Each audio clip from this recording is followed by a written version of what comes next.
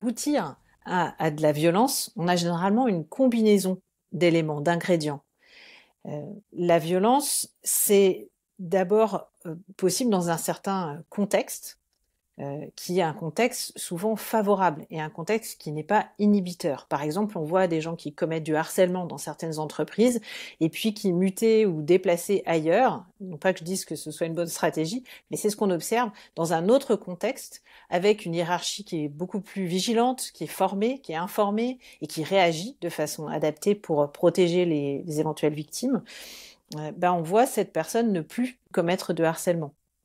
Donc ça, c'est assez intéressant de voir comment le contexte peut être favorable ou pas. Et par contexte, j'entends aussi le contexte social, c'est-à-dire les croyances qu'on va avoir sur l'enfant, sur ce que c'est que l'éducation, sur les conséquences que peuvent avoir les violences, qu'elles soient verbales, physiques, les humiliations, les coups ou même sexuelles, ou peu importe, ou le fait d'être témoin aussi de violences. Donc si on ignore l'impact que ça peut avoir, évidemment, on a un inhibiteur de moins. Ou si on le banalise, oh j'ai reçu des violences, j'en suis pas mort, ça c'est de la banalisation.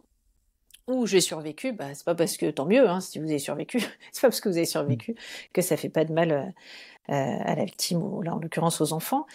Donc on a un certain contexte qui va générer des situations à risque. Et ces situations à risque, elles peuvent très bien ne jamais déboucher sur des violences. Dans ce contexte, donc pour récapituler, on a des croyances personnelles, des croyances sociales. Par exemple, dans les violences sexuelles, on sait que la culture du viol alimente les croyances distordues des agresseurs envers des victimes, mais c'est vrai aussi dans d'autres types de violences. Donc là, en l'occurrence, dans les croyances concernant l'éducation. Si on pense que pour éduquer, il faut que l'enfant obéisse, il faut qu'il ait peur des adultes, il faut qu'il y ait une relation d'autorité et qu'on est légitime pour utiliser notre pouvoir en tant qu'adulte, parce qu'on a du pouvoir, on est plus fort, on est plus puissant, pour éduquer l'enfant, ça oriente vers un certain type de comportement. Ou que l'enfant fait du cinéma quand il exprime une émotion. Exactement, ou que l'enfant n'est pas fiable. Quand l'enfant dit qu'il a subi des violences, il exagère, il essaie d'attirer l'attention, c'est pas vrai. Alors, même si c'était vrai, et ça peut arriver qu'on ait des enfants qui exagèrent, malheureusement, c'est quand même généralement pas le cas, mais ça peut arriver. Mais même si ça arrive, mais qu'est-ce qui pousse cet enfant à être tellement pas écouté qu'il faut qu'il exagère pour être entendu? Enfin, ça questionne quand même aussi. C'est pas la nature même de l'enfant. C'est déjà un enfant dont le comportement a été distordu pour s'adapter à un certain type d'environnement. Donc ça doit être un signal d'alerte et non pas un signal de banalisation. C'est une parenthèse. Bien sûr. Donc dans les situations à risque, on a ces croyances personnelles et culturelles, même culturelles du groupe d'enseignants, du groupe de parents auquel on appartient, etc. On a évidemment un terrain personnel, on le voit bien dans les affirmations, moi j'ai reçu des baffes et j'en suis pas mort. On a notre propre histoire personnelle qui peut influer dans un sens ou dans l'autre sur nos propres croyances éducatives. Et puis on a, au niveau de la situation à risque, de façon plus aiguë, souvent une situation de stress. C'est souvent la petite goutte de stress qui fait déborder le vase. Et là, en l'occurrence, typiquement, la rentrée, c'est stressant pour tout le monde, pour les enfants, pour les parents, aussi pour les enseignants. Le nombre d'enseignants qui disent qu'ils font des rêves, voire des cauchemars de rentrée, c'est quand même une réalité. Non pas pour décharger la responsabilité de cette enseignante. Non, c'est Simplement inexcusable, on est d'accord, ce comportement. On est tout à fait d'accord, c'est inexcusable et je pense que on manque de modèles de comment quelqu'un qui a commis de telles violences devrait se sortir de là. C'est-à-dire plutôt que de minimiser, de se trouver des excuses, de focaliser sur les déclencheurs, je vais venir à la question des déclencheurs, oui. Ou sur le profil de la victime. On a la même chose elle était en jupe courte, donc elle m'a aguiché dans les violences sexuelles, et là, le comportement de l'enfant justifierait les violences. Est-ce que c'est bien fait pour moi, je l'ai mérité d'être cambriolée parce que j'avais oublié de fermer ma porte à clé? Non mais on marche sur la tête en fait. Quel que soit le type d'acte, c'est toujours celui qui transgresse, donc soit le cambrioleur ou l'auteur des violences qui est coupable et qui est responsable de son comportement, qui plus est quand c'est un adulte face à un enfant. Et surtout un adulte en position d'éducateur, qui a un certain nombre de connaissances, qui a un rôle bien particulier et qui a des moyens pour réaliser ses missions, qui a des missions quand même bien précises. La petite goutte de stress qui fait déborder le vase, et on sait que dans ce contexte de rentrée, c'est objectivement stressant pour beaucoup de gens, c'est souvent que le dernier stade, en fait. C'est un stade qui fait déborder le vase parce que le vase est déjà plein, parce qu'il y a un certain nombre de choses dont on ne s'est pas occupé, parce que les gens ne sont pas formés, parce qu'effectivement les classes sont peut-être un peu trop pleines, parce que les parents, les enfants sont peut-être pas suffisamment bien accompagnés pour être moins stressés et arriver dans de bonnes conditions à l'école. La collaboration, la communication, rester en classe, répondre aux questions, accueillir les parents, enfin tout ça, c'est du travail de l'institution en fait, et pas juste de l'enseignant, c'est du travail de préparation, de collaboration. Enfin, il y a beaucoup de facteurs qui peuvent être évoqués pour comprendre comment ce vase se remplit et comment le stress peut être un déclencheur chez quelqu'un qui a probablement un profil entre guillemets à risque, c'est-à-dire que je ne dis pas que tout le monde ne peut pas commettre des violences, mais on sait qu'il y a des personnes qui sont un petit peu plus à risque. On a vu la question des croyances, du terrain personnel, et la question des motivations. Il y a aussi une motivation. On peut avoir des gens qui ont besoin de dominer, qui ont besoin d'exercer de l'hostilité, de la violence, qui peuvent essayer de se contrôler la plupart du temps, mais qui vont avoir un petit peu plus de difficultés dans les situations à risque. Et ces situations à risque combinées à du stress, elles correspondent à des occasions, entre guillemets, pour que ces motivations puissent s'exercer, et c'est ça qu'on appelle le déclencheur. Donc le déclencheur, c'est vraiment l'étincelle, et nous, ce qui nous intéresse en termes de prévention, c'est oui, certes, l'étincelle, mais c'est aussi toute la bonbonne de gaz, en fait. Qu'est-ce qui remplit la bonbonne de gaz? Et en termes de prévention, il y a tellement de choses qu'on pourrait avoir à faire. Alors, on va y venir. L'enseignante en soi est récidiviste aussi, j'ai appris ça par la presse. D'accord. Donc comme tu disais, c'est une personne à risque, mais ce qui interroge, c'est son comportement pendant l'acte. Alors, le caractère aversif de pleurs d'enfant, ça c'est avéré, c'est-à-dire que ça met dans l'inconfort un adulte. Oui, c'est stressant. Lambda. C'est fait pour. On a envie que ça s'arrête. C'est fait pour nous faire réagir. C'est fait pour bien ça, sûr. c'est ce qu'on appelle Pas un signal d'attachement. Bien sûr, par l'enfant. C'est un signe de détresse. Nous, les humains, à moins d'être des grands psychopathes, les signes de détresse des autres doivent nous faire réagir. Et en particulier ceux qui sont plus vulnérables, et là, en l'occurrence, qui sont dépendants de nous, parce que le temps de la classe, l'enfant est quand même dépendant des adultes qui sont présents. Oui. Là, donc, l'enfant pleure fort. C'est une situation visiblement aussi à risque pour de multiples raisons. Il y a des parents dans la salle qui sont en train d'observer, donc peut-être que l'enseignante a aussi cette notion de « je suis observé », donc c'est une pression supplémentaire. Donc effectivement, on arrive peut-être à une cocotte minute où l'adulte va avoir ce comportement, et c'est ça qui interroge. Il a l'air très froid, ce comportement, c'est-à-dire qu'elle a l'air de ne pas être dans l'émotion, comme si elle était dissociée, et qu'elle a donné donc cette tape à l'enfant, et c'est ça qui est un peu choquant, on dirait quasiment un robot, quoi, c'est-à-dire qu'on dirait pas que c'est humanisé. Comment on peut expliquer ceci? Et alors, je ne veux pas m'exprimer sur une personne en particulier, hein, au niveau déontologique, ça ne serait pas OK. En revanche, effectivement, dans les violences, on peut observer, je dirais, des violences, pour caricaturer, impulsives, qui sont peut-être plus ce qu'on se représente finalement de j'ai eu un coup de sang, j'en pouvais plus, j'ai éclaté, de quelqu'un qui est en rage ou qui est très très en colère et qui n'arrive plus à se contrôler. Et puis, dans le domaine éducatif en particulier, on peut assister à des violences, qu'elles soient physiques mais aussi verbales par exemple, ou des menaces, qui sont beaucoup plus froides. Et là, c'est là que c'est intéressant d'aller chercher du côté des croyances et de l'histoire personnelle, parce que finalement, les modalités éducatives, les stratégies éducatives qu'on met en place dépendent de nos croyances, et ces croyances dépendent beaucoup de l'éducation qu'on a reçue, et notamment du recul qu'on a pris ou non par rapport à cette éducation. Donc en gros, si on est loyaux à nos parents, quelle que soit l'éducation qu'on a reçue, et que on veut en gros tout faire comme eux, on pense que, je caricature, mais que ce qu'ils ont fait c'était bien, on risque d'avoir de la difficulté à s'adapter à des situations particulières.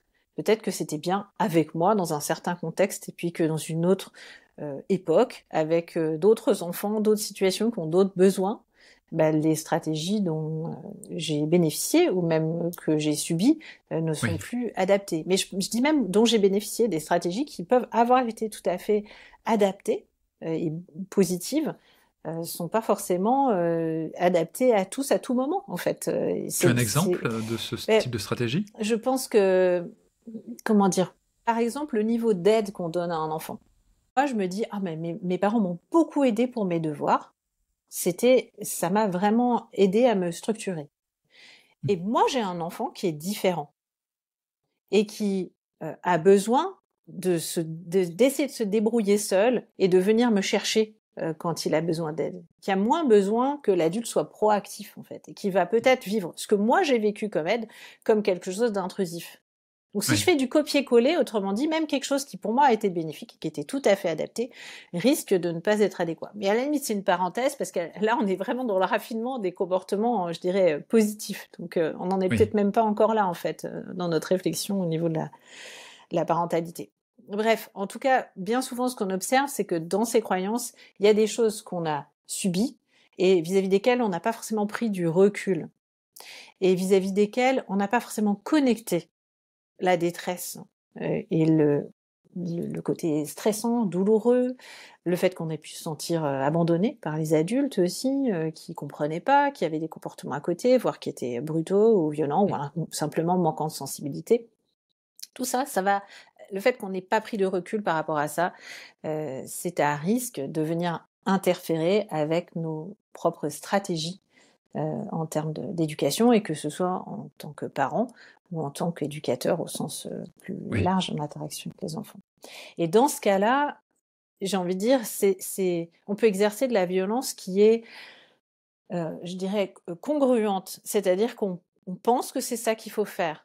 C'est pas « oh là là, j'ai pété un plomb, je m'en veux, je l'ai insulté, je l'ai frappé, je l'ai menacé » ou autre chose, avec « ok, j'ai vraiment grave craqué, et j'aurais pas dû faire ça, mais après coup, je le critique, je me rends compte que c'est pas adapté. » Tu vois, il y a de la violence un peu chaude, mais qui ne correspond pas aux valeurs de la personne. Qui a certainement aussi des choses à régler avec son histoire, bien souvent, pour réussir à mieux se contrôler, à réguler mieux ses émotions, et notamment sa colère. Mais à froid, c'est une personne qui n'est pas OK avec ce qu'elle a fait. On voit la directrice de l'établissement dire « finalement, ça l'a pas tuée ». Ça donne l'impression que, à froid, ces comportements peuvent être perçus comme OK. Et la froideur que tu décris dans la réalisation de cette violence laisse penser aussi que c'est perçu sur le moment comme une stratégie éducative, avec des guillemets, valide, légitime. Et pas comme de la violence, du coup. Et pas comme de la violence. Perçu comme de la violence, en fait. Avec l'idée de « c'est pour ton bien ». À la limite, dans le meilleur des cas, on a oui, c'est violent, il vaut mieux éviter, mais c'est pour la bonne cause, quoi. Faut voir le résultat, en fait. C'est-à-dire qu'on a ces croyances, évidemment distordues, de si j'affirme pas mon autorité, et que l'autorité en plus s'affirme par la violence, les enfants n'auront pas de limites, les enfants n'auront pas de cadre, je pourrai pas contrôler ma classe, ça va partir dans tous les sens. Tout ça, ce sont des croyances. Mais très répandues. Auto-validantes aussi. Oui, parce que peut-être que ça a été une situation qui s'est déjà produite, avec des effets qui ont fait que la classe s'est tue, parce qu'elle a été sidérée par ce qu'elles avaient vu en termes d'exposition à la violence, notamment. Oui, et ça, c'est un vrai problème. Parce que si on ne décode pas correctement ce qui se passe, quand un enfant est menacé, qu'il soit seul ou en groupe, et qu'il se soumet, qu'il obéit, c'est très délicat, parce que sur le moment, d'une certaine façon, ça alimente probablement le circuit de la récompense chez le parent. C'est-à-dire que ça le conforte dans « ah ben j'ai été efficace, ça a fonctionné ». Oui, je suis autoritaire, Et j'ai eu gain de cause, j'ai eu ce que je voulais. Mon enfant a mis ses chaussures, il arrive à l'heure à l'école. Le souci, c'est que il voit pas forcément la conséquence au long cours. C'est-à-dire qu'on a un enfant qui a peur du parent, qui a peur des moments comme ça où il va sursauter, se figer, être dans la crainte. Et ça, on sait qu'au niveau de la santé mentale au long cours, c'est plutôt négatif. On sait aussi que face à des situations de violence, c'est aussi plutôt négatif, parce que c'est la relation de confiance avec en particulier les parents et d'une façon générale une vision positive des adultes comme des sources d'aide et de confiance et non pas de peur, qui va faire qu'en cas de situation difficile, l'enfant va se tourner vers ses parents et qu'il a des chances d'être entendu. Bien souvent, les enfants victimes de violences, et c'est un gros problème au niveau de la prévention et de l'aide aux victimes, ne parlent pas. Et quand ils parlent, ne sont pas entendus, ne sont pas pris au sérieux. On voit dans le cas de cette petite qu'elle avait pu le dire et qu'elle n'a pas été crue dans un premier temps. C'est la vidéo qui permet qu'elle soit crue. Oui. Donc, c'est très important d'avoir en tête cette dimension au long cours de « Ok, ça marche tout de suite. Au long cours, qu'est-ce que ça génère ?» Et fondamentalement, qu'est-ce que ça fait expérimenter à l'enfant comme finalement qu'il n'est pas vraiment une petite personne à part entière, enfin une personne même pas petite en taille et en capacité, en compétence, qu'il a besoin d'être soutenu, d'être protégé, mais que c'est comme si c'était une personne inférieure. Oui. Et ça, c'est vraiment un problème philosophique plus profond. Est-ce qu'il y a des personnes inférieures à d'autres qui méritent moins de vivre ou qu'on prenne soin d'elles? Quelle est notre responsabilité à nous qui avons le pouvoir par rapport à ceux qui en ont moins et qui pourraient être vulnérables? Comment faire pour ne pas en abuser? Alors qu'il y a des circonstances où ça peut être très tentant. C'est pas pour cautionner du tout, ni pour trouver des excuses. Je pense que c'est très tentant pour beaucoup de parents quand il est l'heure de partir et que pour X raisons, l'enfant ne met pas ses chaussures, de crier. Il y a des probabilités pour que ça marche. Tentant ou en réaction de stress récurrente aussi, qui peut être aussi par une modélisation acquise de notre propre éducation. C'est que j'arrivais à être à l'heure quand j'étais enfant parce que mes parents me criaient dessus. Donc là, il y a une croyance auto-validée justement sur le sujet. Complètement. Et limite, c'est vu comme un acte presque d'amour, j'allais dire. Parce qu'en fait, si je ne faisais pas attention à toi dans le sens crier, donc c'est l'attention qui est un peu mélangée avec la notion de violence finalement, ça crée quand même pas mal de confusion au final, quoi. Et là, si on revient sur cette situation, l'enfant exprime une émotion, l'adulte domine l'enfant, le violente pour faire cesser l'émotion. Qu'est-ce qui peut se passer comme conséquence dans le cas où cette situation est récurrente? Et j'ai aussi une autre question. Les enfants qui assistent à cette scène, qu'est-ce qui se passe pour eux dans leur tête? Pas savoir à 100%, et j'ai envie de dire heureusement, parce que l'humain, le cerveau de l'enfant est très plastique et résilient. Donc on ne sait jamais à 100% ce que ça peut produire. En revanche, on a quand même des probabilités qui sont assez évidentes. On voit bien que c'est une situation stressante pour les enfants. Dans quelle mesure elle peut devenir traumatique, ça appartient, j'ai envie de dire, au destin de chacun. Est-ce que l'enfant peut en parler? Est-ce qu'il est entendu? Est-ce qu'il est pris au sérieux ou pas, par exemple? Ça, c'est quand même un facteur essentiel, d'où cette importance de cultiver une relation avec l'enfant où il n'y a pas de peur et où l'enfant sait qu'il peut se tourner vers l'adulte en cas de difficulté, en cas de situation dangereuse ou douloureuse. Donc ça, c'est extrêmement important. Maintenant, il est évident que cette situation est très à risque d'être traumatique. Parce que sur le moment, qu'est-ce qui génère des situations à risque d'être traumatiques? C'est le fait d'être impuissant. L'enfant, par définition, est plus à risque parce qu'il est plus vulnérable et parce qu'il est moins puissant, moins capable de se débrouiller, se défendre seul, aussi parce qu'il a moins de sens critique, son cerveau n'est pas encore complètement mature, notamment au niveau de la réflexion et des parties qui impliquent la résolution de problèmes. Donc il se trouve très vite démuni, et il a aussi un cerveau qui ne sait pas encore tout à fait aussi bien que nous, les adultes, entre guillemets, gérer ses émotions. Et on voit bien que chez des adultes, même des fois, c'est pas tout à fait au point. Donc face au même type d'événement, un enfant et un adulte, évidemment, ne sont pas égaux. L'intensité émotionnelle est beaucoup plus vite débordante, beaucoup plus vite stressante et éventuellement traumatisante chez l'enfant. Et on voit bien à quel point, sur les réseaux, les adultes qui ont été exposés à cette vidéo ont pu être extrêmement choqués. Alors qu'ils savent que la situation a été prise en charge, que la petite ne se trouve plus dans cette situation, même s'il faut encore prendre soin d'elle et que les séquelles, entre guillemets, sont là. Ce que je veux dire par là, c'est qu'ils savent que la situation est terminée, qu'ils n'ont pas à intervenir, donc il n'y a pas une impuissance totale, alors que c'est souvent le cas face à une scène à laquelle on assiste, comme les enfants vont assister dans la classe. Et malgré tout ça, malgré le fait qu'il y ait l'écran interposé aussi, que ce soit pas une enfant qui connaisse, ça reste très choquant. Donc on imagine des enfants qui assistent à la scène en temps réel, qui connaissent un minimum probablement cette petite, ou dont les parents connaissent les parents, enfin il y a un maillage quand même, qui sont eux-mêmes très stressés parce qu'on est en période de rentrée, qu'on est à l'heure probablement, je ne sais pas à quelle heure ça a eu lieu, mais à une heure de séparation, une heure qui est encore plus stressante. Là, on accumule quand même vraiment les facteurs de risque, et c'est très problématique puisqu'il s'agit d'une petite section, donc c'est leur première expérience, et on sait que les premières expériences vont quand même être assez décisives parce que c'est celles auxquelles on va constamment, implicitement, comparer nos expériences ultérieures. Donc quand on a eu une bonne première expérience, et si on rencontre une expérience plus difficile après, on a tendance à considérer que l'expérience difficile est une exception. Mais l'inverse est vrai aussi. Si la première expérience a été mauvaise, combien de patients j'entends dire moi j'ai déjà rencontré un psy, ça s'est très mal passé et du coup j'ai plus jamais consulté. Donc ils ont fait une généralisation. Et heureusement, a priori, tous les psys ne sont pas mauvais et incompétents pour cette personne.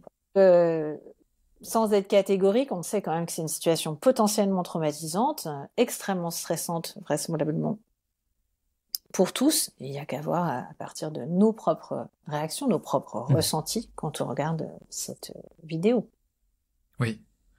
Il y a eu des réactions opposées aussi, en disant, comme tu disais, ça va, elle l'a pas tué, puis c'est bien mérité, etc., etc. Là, quand c'est comme ça, c'est le psychotrauma qui parle, c'est quoi? Parce que je vais te poser ensuite la question par rapport à l'empathie, comme frein à la violence.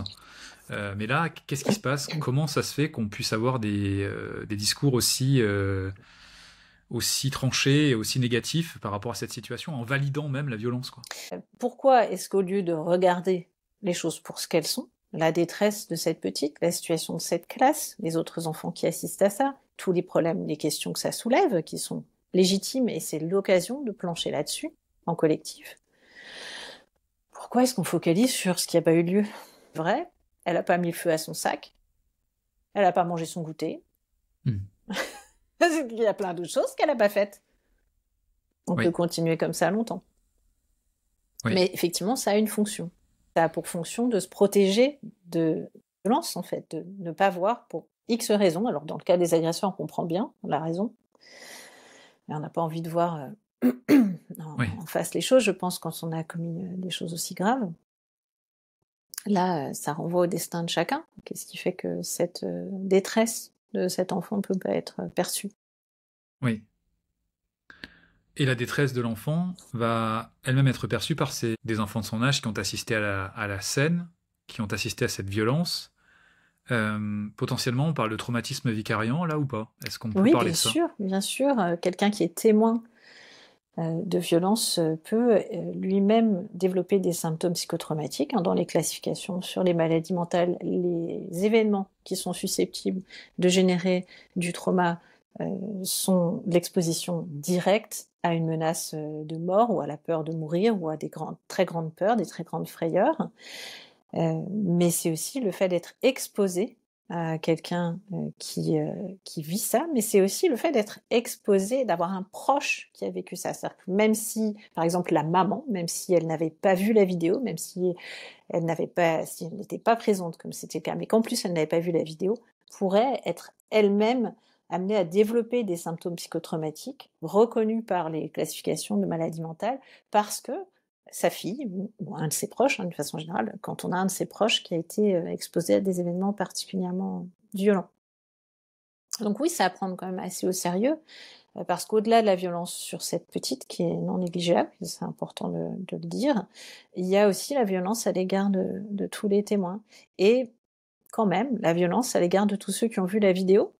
Aussi, c'est ce que j'allais dire. Parce que je pense à tous les parents qui sont en stress de rentrée et qui ont vu cette vidéo, comment ils se sentent quand ils emmènent leurs enfants à l'école. Enfin, je les incite à prendre soin d'eux, à discuter de ça avec des proches, avec d'autres parents, à pas rester tout seul Oui. avec ces Il y a une grosse émotions-là. anxiété, hein. On le voit dans les commentaires. Bien sûr.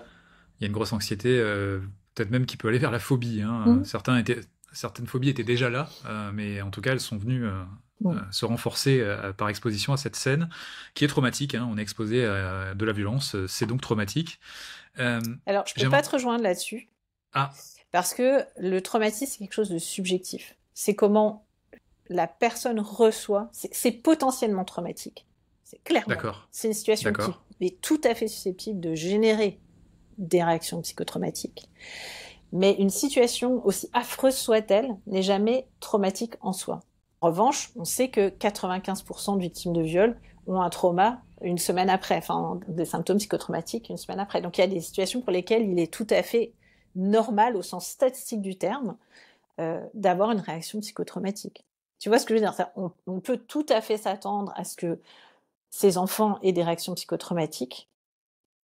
Néanmoins, la situation n'est jamais caractérisée, enfin n'est jamais définie en tant que telle par traumatique. Ce qui est traumatique, c'est la réaction à cette situation. D'accord. Merci de préciser. Et je pense qu'un enfant qui est exposé à ça, qui peut en parler à ses parents, qui a plutôt un attachement sécure, c'est-à-dire qui a l'habitude d'être écouté, qui va être retiré de la situation, par exemple, dont les parents vont avoir une réaction adaptée dès qu'ils vont le savoir, vraiment il se sent protégé, soutenu, il y a de fortes chances qu'il ne développe pas de symptômes traumatiques. Oui, d'accord. Alors que la situation est clairement, potentiellement, très traumatique. D'accord. Revenons à l'enseignante et passons maintenant au niveau macro, si tu veux bien.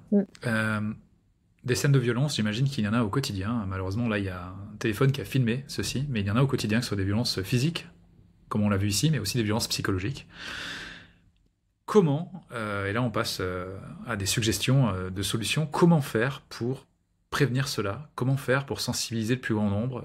Comment communiquer, comment accompagner les adultes et les institutions en général pour que les violences diminuent et s'arrêtent? Alors, on l'a vu tout à l'heure, une situation de violence, c'est une combinaison d'un certain nombre de facteurs. Donc pour prévenir la violence, on peut s'attaquer à tous ces facteurs et on a du travail. C'est pas les idées qui manquent et c'est pas les bonnes volontés qui manquent. En revanche, les moyens certainement manquent pour l'instant, les moyens au niveau gouvernemental notamment. Donc on a quoi?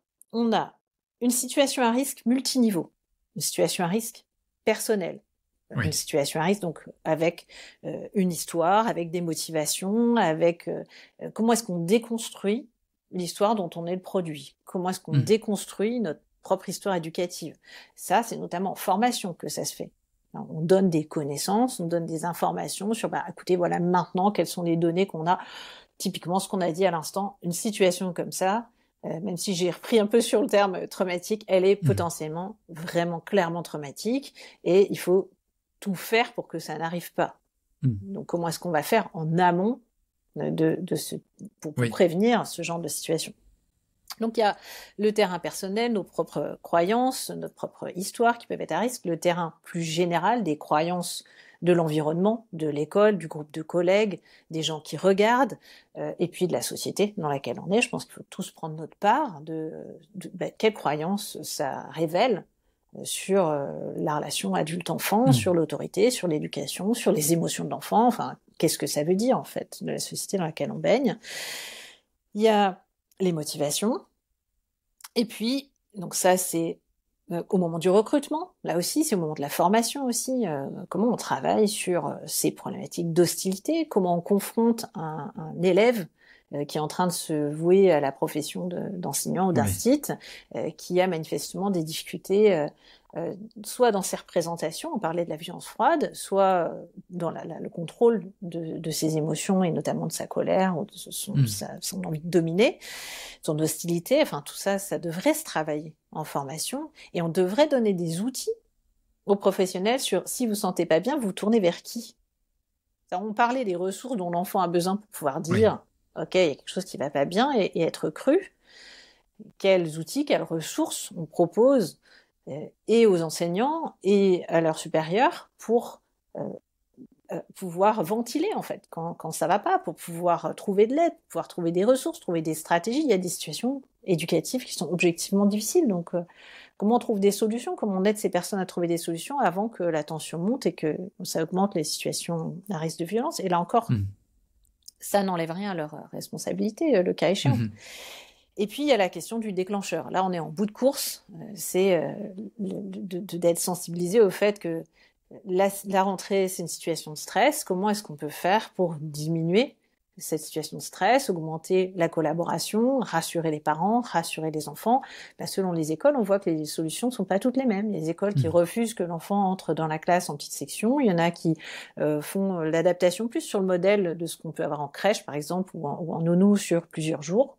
Les parents vont venir, l'enfant ne va venir que le matin. Alors c'est vrai que c'est contraignant pour les parents qui travaillent d'avoir l'enfant qui fait pas sa rentrée à temps plein dès la première semaine, mais ça amène là aussi à poser des questions sociales sur quelle est notre priorité dans notre société. C'est que le parent travaille ou que l'enfant se sente sécurisé dans son accueil, dans sa première expérience à l'école.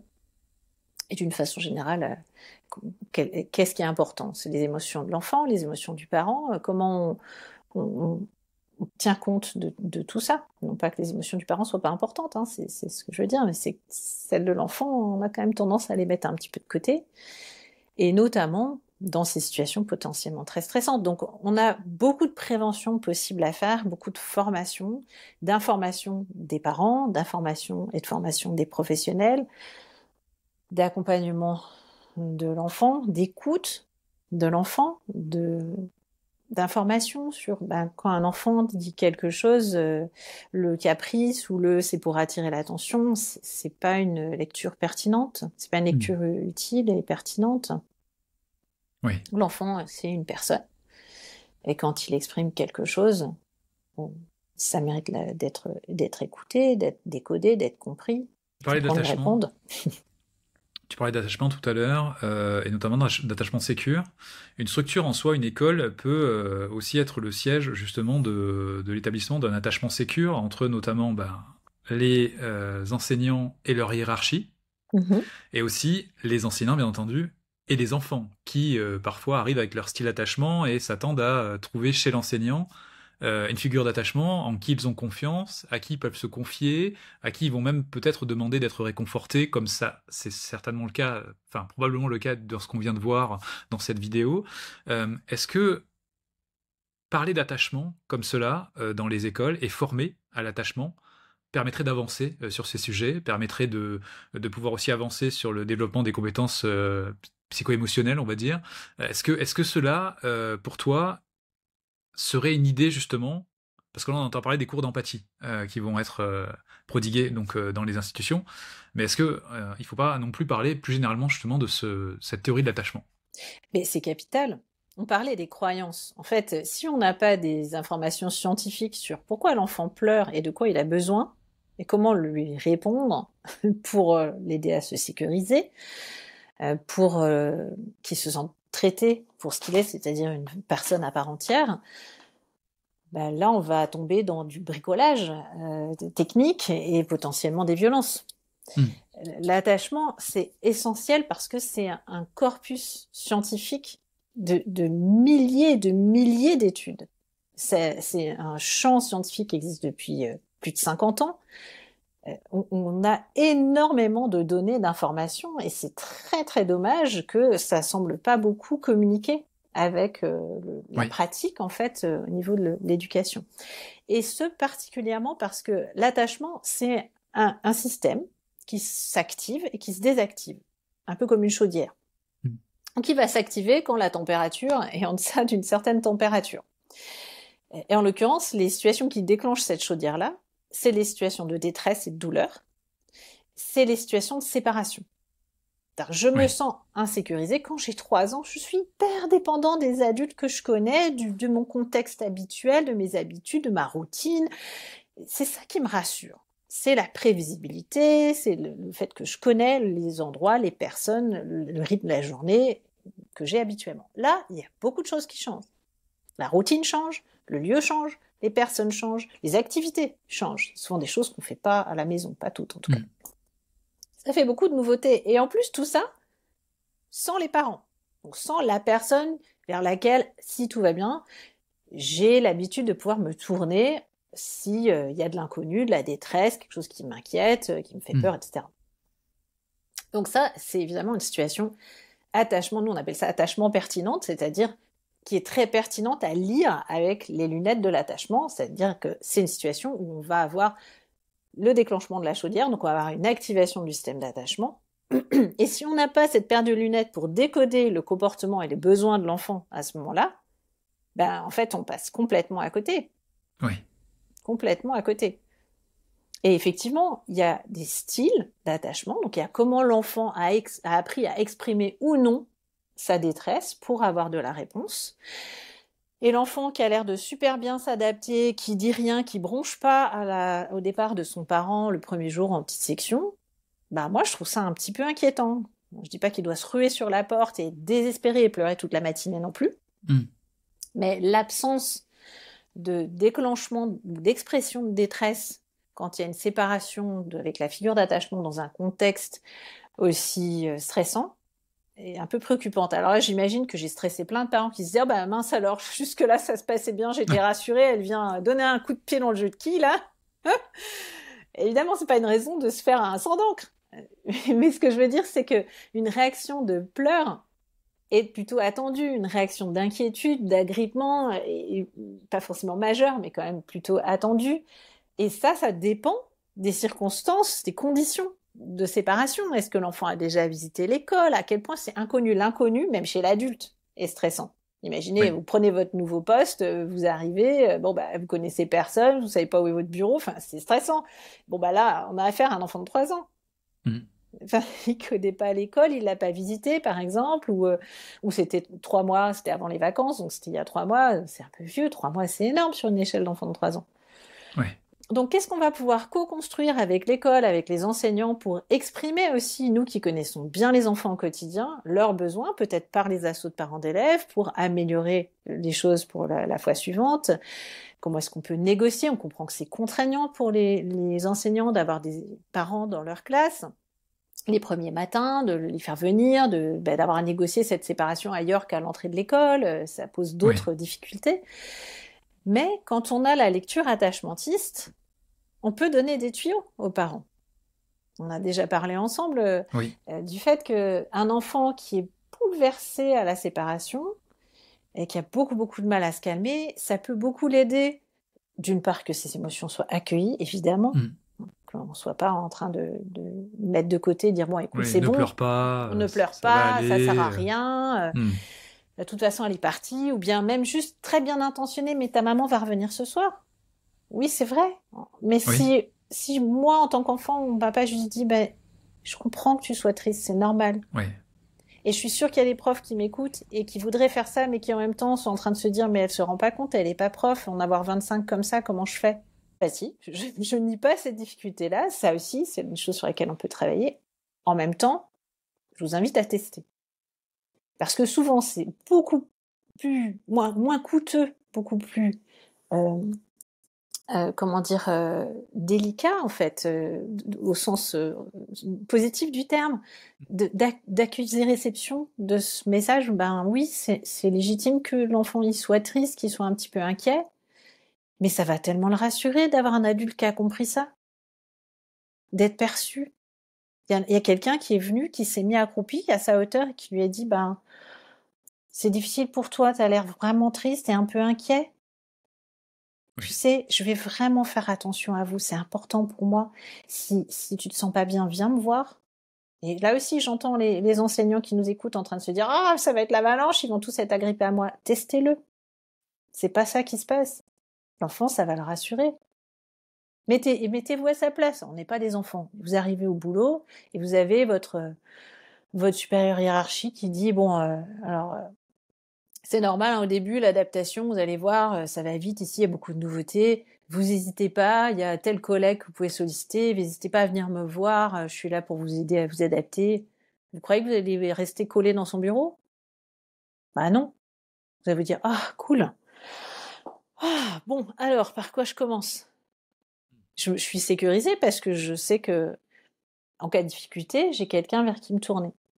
Oui. Donc mon système de stress, il s'éteint, ou en tout cas il diminue un petit peu son activation et mon système d'attachement avec. Donc je vais moins Oui, m'agripper. c'est ça. Parce que c'est le système de stress qui déclenche le système d'attachement, vu qu'on ne peut pas tout à fait résoudre tous ces problèmes tout seul. Quand on est petit, assez rapidement, les deux systèmes travaillent ensemble, puis petit à petit vont se distinguer l'un de l'autre. Donc, toutes ces stratégies-là, quand on connaît un petit peu la théorie de l'attachement, on peut connecter davantage, on a moins peur d'aller à la rencontre des émotions de l'enfant, et ça veut pas dire y passer 20 minutes et dans mon pauvre petit, et en rajouter en faire des caisses, parce que là non plus, l'enfant, il va pas se sentir entendu, accueilli. Et puis, la petite chose qui est utile à donner aux parents et à peut-être construire ensemble, entre enseignants et parents, c'est suggérer le petit temps des retrouvailles. C'est-à-dire qu'il y a accueillir l'émotion. Ouais, t'es triste. Et tu te souviens, maman, elle a dit que vous alliez acheter un pain au chocolat en sortant tout à l'heure. Vous alliez prendre un petit temps toutes les deux. Ou bien, maman, elle va venir te chercher. Elle a dit qu'elle avait une surprise pour toi. Ou elle a dit que vous alliez faire un cache-cache. Ou elle a dit que vous alliez aller au parc. Ça, c'est vrai que si l'enseignant est au courant de ces petites astuces-là et que pour les quelques enfants pour lesquels c'est vraiment difficile, que le parent a donné cette info-là, bah, l'enseignant, il va pouvoir relayer ça. Oui. Et c'est rassérénant, en fait, pour l'enfant. Donc, comment est-ce qu'on va pouvoir faire pour accueillir les émotions de l'enfant, l'aider à diminuer son stress, à se sentir sécurisé, entendu? Le fait d'écouter les émotions. Et là encore, je parle pas d'écouter pendant 20 minutes, hein, c'est accuser-réception, se mettre à la hauteur de l'enfant, dire que, avec empathie. Pas dire, ah oui, t'es triste. Si je te dis ça, Jean-François, ah oui, t'es triste. Bon, voilà. Ça veut dire travailler avec soi. C'est vrai qu'on mouille un peu la chemise. C'est dire, bah oui, t'es triste, maman vient de partir. Et si t'es triste aujourd'hui, tu sais que tu peux venir me voir. On va faire plein de choses, tu vas voir. Tu peux prendre un petit peu de temps si tu veux pas venir nous rejoindre tout de suite. Tu peux prendre ton doudou. Et puis après, quand tu te sentiras mieux, tu viendras me voir. Et tu sais, maman, elle a dit que vous alliez faire un cache-cache ce soir quand elle va revenir. Et puis on déroule, par exemple, le plan de la journée, parce que à 3 ans, on se représente pas encore tout à fait le temps qui passe. On a une idée qu'il y aura l'heure des papas et des mamans, mais d'avoir ce que font les enseignants de façon très classique. Il y a un plan de la journée avec les différentes activités en images, et puis on se positionne dessus. C'est très utile ça, pour structurer le temps, mais aussi pour pouvoir apprendre à reporter à plus tard, à attendre, à savoir qu'il y a l'heure des papas et des mamans qui va arriver, et à se calmer. Oui. Il y a plein de choses qu'on peut mettre en place, c'est prodigieux. Et à partir du moment où on a cette lecture de la séparation génère un stress, et je l'aggrave ce stress si je dis fais pas ton caprice, arrête de hurler, pleurer ça sert à rien, c'est-à-dire que si je n'écoute pas, si j'accuse pas réception des émotions tout à fait légitimes de l'enfant, et que j'ai ces croyances qui me font penser que les écouter va faire que tout le monde va se mettre à pleurer, que tout le monde va être collé à mes bottes et que je vais pas m'en sortir, si j'ai ces croyances-là, ça va clairement me mettre en grande difficulté. Oui. Et à risque de violence. Parce que j'ai pas la solution empathique, comme tu disais, j'ai pas la solution de l'écoute en fait. Donc testez. Tout à fait. Testez-le. Et ça veut dire aller à l'écoute de l'émotion de l'enfant, ça veut dire potentiellement toucher les nôtres, en fait. Et oui. C'est-à-dire revisiter, c'est vrai, quand j'y pense, moi, ma petite section, c'était pas de la tarte, hein. Les parents, ils partaient, ils me disaient pas au revoir, ou bien ils me laissaient à la garderie à 7h30, ou peu importe. Enfin, ça amène à ressentir un petit peu cette petite douleur de l'enfant qu'on a été et qui est encore là en soi. Oui. Et c'est aussi un signe peut-être pour un travail personnel, finalement. Bien sûr. Moi, j'invite les gens à en parler d'une façon générale, à pouvoir en discuter avec des proches, des collègues, selon ce qui est confortable pour eux, et puis à voir si ça aide à ce que les émotions soient moins fortes, moins intenses. Je suis pas pour le tout consultation, juste pour lever l'ambiguïté. Oui. Et en même temps, c'est raisonnable d'aller voir un professionnel, un spécialiste, un psy. Si on sent que quand même ça me donne de l'inconfort au travail, ou vraiment je suis pas bien, ou ça m'amène à me couper éventuellement. Et moi j'incite beaucoup les gens à aller voir un psy juste pour avis en fait. Parce que souvent les gens se disent je suis pas, ça vaut la peine de consulter pour ça. C'est un peu comme les grains de beauté en fait. Si on les a pas montrés à son médecin, on peut rester sur je sais pas si ça vaut la peine de consulter pour ça. Ok, et on va voir pour avis, en disant que c'est pour avoir un avis, et en disant, finalement, le psy va pouvoir vous dire ce qu'il pense de est-ce qu'il y a un truc à travailler ou pas, comment, combien de temps ça peut prendre, bon, c'est toujours un peu approximatif, comment il propose d'y travailler. Et puis le fait d'avoir pris contact aussi, ça permet de se projeter, de se dire, bon, est-ce que j'ai vraiment envie de travailler avec cette personne-là sur ce sujet-là, est-ce que je me sens à l'aise, est-ce que ce qu'elle lui me propose me convient pas, c'est ça qui va faire avancer la réflexion, en fait. Oui. Et là, tu viens de donner une nouvelle clé, c'est-à-dire que les enseignants qui sont dans un malaise récurrent ou une anxiété un peu récurrente dans leur job, c'est essayer d'aller trouver peut-être justement les causes de cet inconfort, les causes de ce malaise. Et parfois, on peut pas les trouver par nous-mêmes, ces causes-là, ou en tout cas, on a du mal à pouvoir débroussailler cela. Donc, un professionnel ou quelqu'un qui va nous offrir de l'écoute va nous permettre d'y voir plus clair et de pouvoir faire sauter certains blocages qui vont libérer le champ, on parlait d'empathie, mais qui vont libérer justement le champ de cette écoute déjà pour soi et de cette compréhension de ce qui se passe en soi.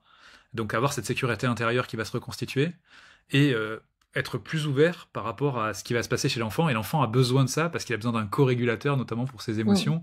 Et effectivement, à l'école, il s'attend aussi à trouver un adulte de confiance, donc potentiellement une figure d'attachement, dont les souvenirs d'interaction vont se graver dans sa tête et vont aussi venir influencer sa future vie. C'est ça qui est important de prendre en compte, que ce n'est pas que le présent alors on va pas se mettre une pression trop forte non plus, mais il y a beaucoup il y a beaucoup de parents et d'adultes qui disent waouh, je me souviens de ce professeur qui m'a donné envie de travailler dans l'histoire, de faire voilà, bref.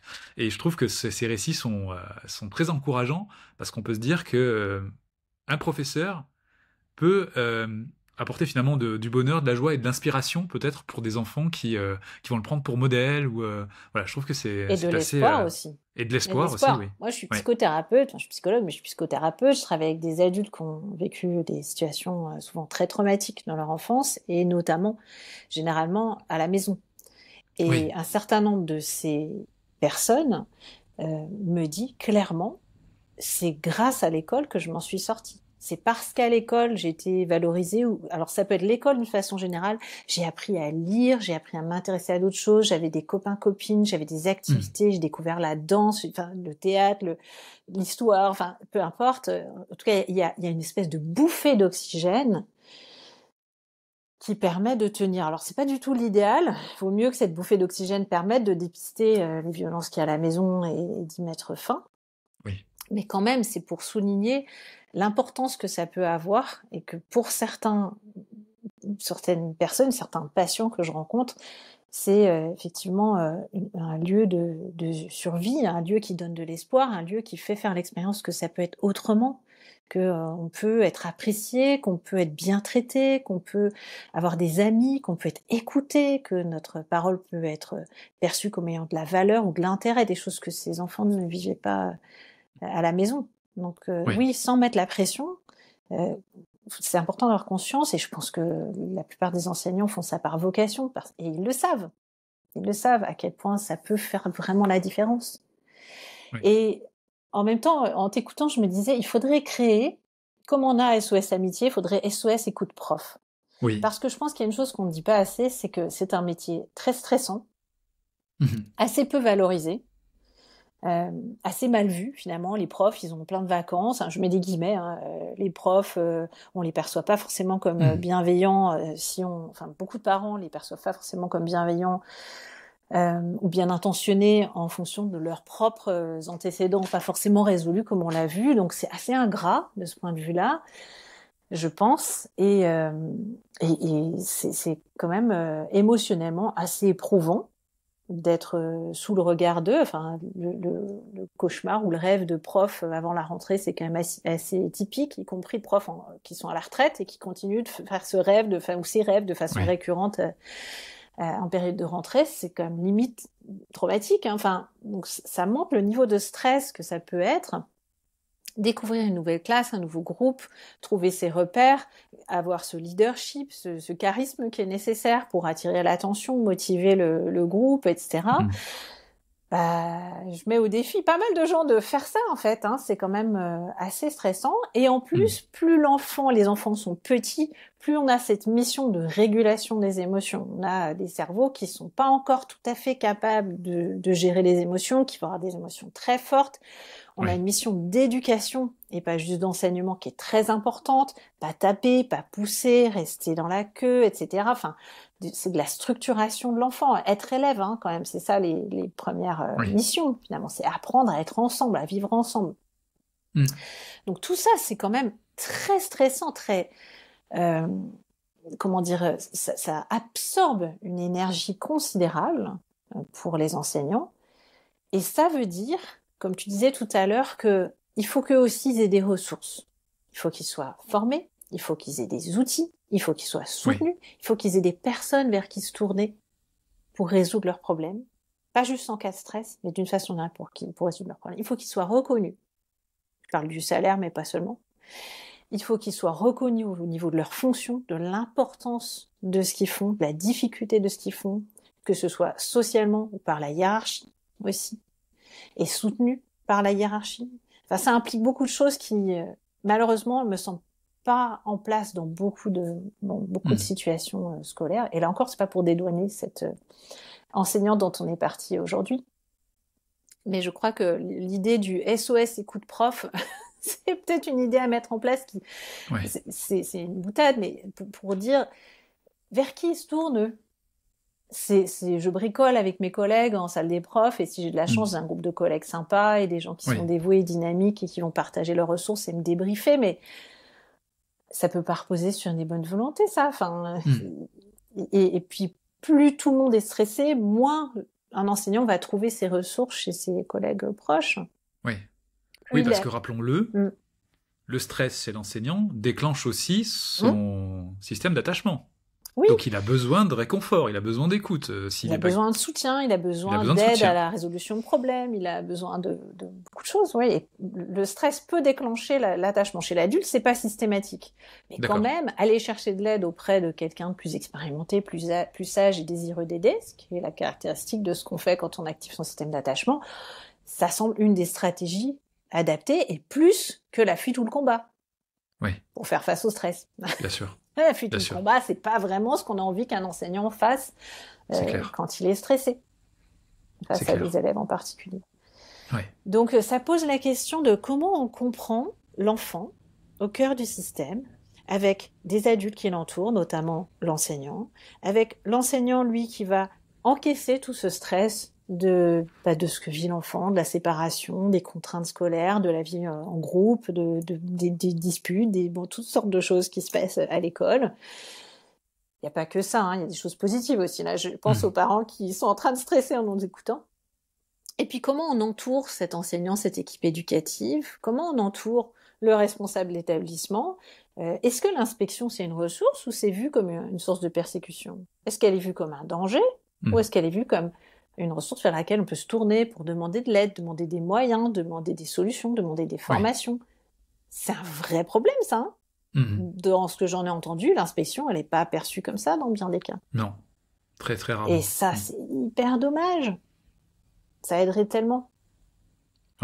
Donc c'est ça la question que ça pose, en fait. Et comment, entre enseignants, corps enseignants, la direction et les associations de parents d'élèves, comment on peut collaborer? Comment on peut s'entraider? Aussi. Exactement. On va peut-être conclure là-dessus. Deux gros chantiers, que ce soit au niveau émotionnel, que ce soit au niveau relationnel, que ce soit au niveau de la sensibilisation, à l'identification de ce que sont les violences aussi. On n'en a pas parlé, mais il y a une banalisation aussi de certains actes. Donc ça serait bien d'avoir une sorte de référentiel aussi en disant voilà, ceci est considéré comme une violence. Donc voici les alternatives possibles à cela. Donc c'est un gros chantier. J'ai pas envie que ce chantier soit déclenché par des actes qu'on vient d'assister. J'ai envie quand même qu'il y ait de la proaction là-dessus, parce que malheureusement, quand ces actes-là, c'est que c'est déjà trop tard, et il faudrait pas que ça s'aggrave non plus. Donc c'est aussi de de l'action individuelle qui est demandée ici, de la prise de conscience individuelle. On l'a dit, un enseignant qui est dans le malaise, qui est pas bien, ben, il faut qu'il se pose des questions à savoir quel est son plan d'action. Peut-être dépasser cette impuissance apprise aussi et se dire, bah, j'ai des possibilités, voilà ce que je pourrais faire. Peut-être que cette vidéo va aussi inspirer certaines personnes. Et puis, la compréhension de l'enfant. Donner des informations et vraiment être conscient de qu'est-ce qui permet à l'enfant de se sentir bien, de cette notion d'attachement, cette notion justement de cerveau en construction. Toutes ces informations vont permettre aussi de faire reculer ces comportements qui, comme on l'a vu aujourd'hui, sont des agressions finalement, et au profit de comportements beaucoup plus empathiques et ouverts. J'ai envie de dire que ce soit parents ou enseignants, on a cette mission on encaisse toutes ces émotions de l'enfant, on a cette mission d'être l'adulte. On a une grosse responsabilité et j'ai envie de vous dire, prenez soin de vous. Donc, pensez à votre hygiène de vie, à comment vous régulez votre propre stress, parce que c'est un peu comme une fontaine. Le propre stress qui déborde, il va déborder sur l'étage du dessous, et l'étage du dessous qui est plus vulnérable, c'est l'enfant. Et ça, souvent, on n'y pense pas. Comment je prends soin de moi en tant qu'éducateur au sens large du terme, en tant que personne en charge de personnes plus vulnérables, qui vont être très sensibles à mon stress, et sachant que le stress, c'est aussi ce qui va avoir tendance à déclencher les situations de violence en dernier recours, mais même avant ça, c'est plutôt toxique, l'excès de stress, et pour notre propre organisme d'adulte, mais aussi pour l'enfant. Donc j'ai envie de terminer sur cette note-là. Prenez soin de vous, réfléchissez à votre hygiène de vie, à comment vous pouvez être une ressource du coup pour d'autres parents, pour vos collègues, pour vous-même, pour les enfants dont vous occupez, et pas arriver à bout de course et pas arriver au burn-out non plus. Ouais. Merci Johanna. Avec plaisir. Merci à toi.